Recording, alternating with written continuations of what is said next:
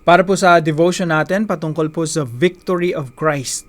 So dito po sa devotion natin, natunghayan natin na ang ating Panginoon Jesucristo ay mananagumpay at tayong lahat na kay Kristo ay nagtagumpay na rin kasama ng ating Panginoon Jesucristo. Kaya mga kapatid, tayo po ay hindi po dapat tayo mamuhay ng merong victim mentality na para na lang laging binubugbog at kawawa na pinapersecute, na laging inuusig ng kaaway. Mga kapatid, tayo ay nasa offensive side. Tayo yung mga conqueror. Tayo yung mga sinugo ng ating Panginoon Jesucristo, kanyang mga emissaries, mga sinugo upang disipuluhin lahat ng mga bansa at gawin silang mga tagasunod ng ating Panginoon Jesucristo. Definitely, when you look at the Great Commission, you will find yourself on the offensive side. Yung kaharian ni Satanas, sila yung on the retreat. Sila yung patakbo, patakas. Sila yung nagsishrink yung kingdom. Lumiliit yung foothold dito sa mundo. At yung puwersa ng Panginoon Jesucristo, yun yung namamayani, namamayagpag. At yung ebanghelyo ng ating Panginoon Jesucristo ay magpapatuloy hanggang sa madisipulo lahat ng mga bansa dito sa mundo. At yung victory, yung katagumpayan na yan, secure na po yan. 2,000 years ago, yan po ay sinigurado ng ating Panginoon Jesucristo when He came to overcome sin, to conquer death, and to defeat Satan. Now, si Satan po, nung tinalo siya ng ating Panginoon Jesucristo, sabi ni Jesus Christ before siya umakyat sa langit, all authority in heaven and on earth has been given to me.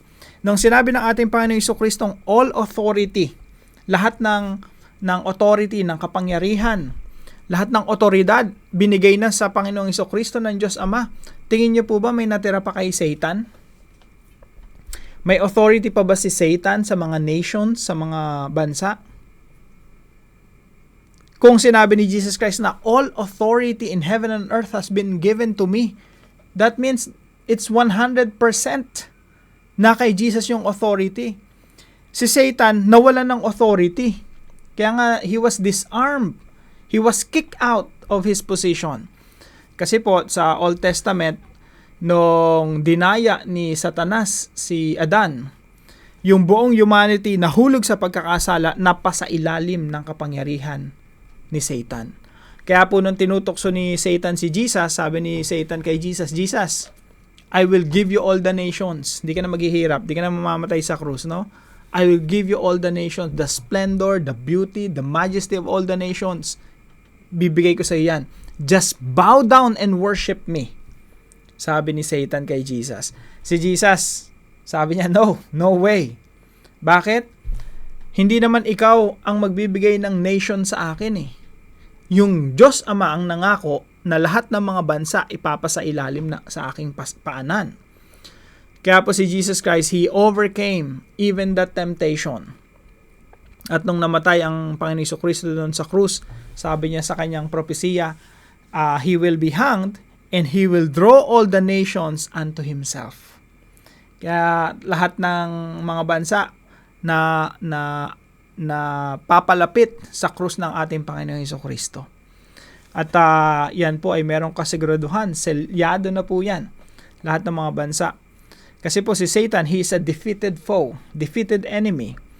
At ang ginagawa po ng church ngayon ay sinasamsam lahat ng mga bansa upang sila ay mapasailalim ng kapangyarihan ng ating Panginoong Jesucristo. Kaya lagi ako nagbibigay ng invitation na, come on, let's join this movement. Makiisa kayo, makiisa tayong lahat sa movement na ito ng ating Panginoong Jesucristo na pagdidisipulo, paghihikayat sa mga tao sa paligid natin, simula sa ating mga sarili, sa ating pamilya, sa ating mga kaibigan, yung network natin ng family and friends network, sila yung mga unang makakilala sa Panginoon. At gamitin tayo ng Panginoon sa pag-abante ng kanyang kaharian dito sa lupa. Maging parte tayo ng umaabanteng kaharian ng Panginoong Jesucristo dito sa lupa. So, napakasarap mag-join, no? Napakasarap umanib dito sa movement na ito, sa kilusan ng ating Panginoong Jesucristo, knowing that we are on the winning side, na kay Kristo tayo, na victorious, mananagumpay. Si Satan hindi magwawagi dito sa mundo. Ang magwawagi dito sa mundo, si Jesus Christ and His church the body of Christ. So, ilan lang po sa mga application natin dito, no? Don't live in sin, claim Christ's victory, don't be afraid of diseases and death, don't be deceived by a disarmed enemy. So, kung hindi na natin kinakatakutan yung kamatayan o maging ang dyablo, nasa atin na ang lahat ng dahilan para maglakas loob na kumbaga ibigay na yung buong buhay natin sa paglilingkod sa ating Panginoong Jesucristo. Walang reservation. Let's follow the Lord Jesus Christ without reservation. Let's just give our all.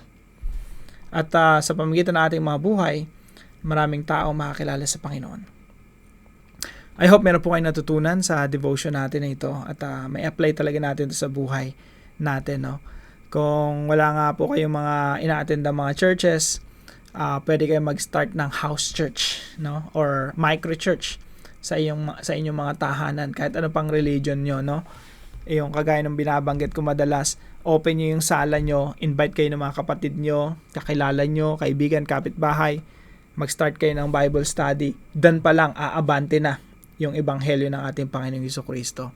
Kung ngayon ka lang nakakilala sa Panginoon, day 1 mo, day 2 mo, bilang mananampalataya, pwede ka na mag-start.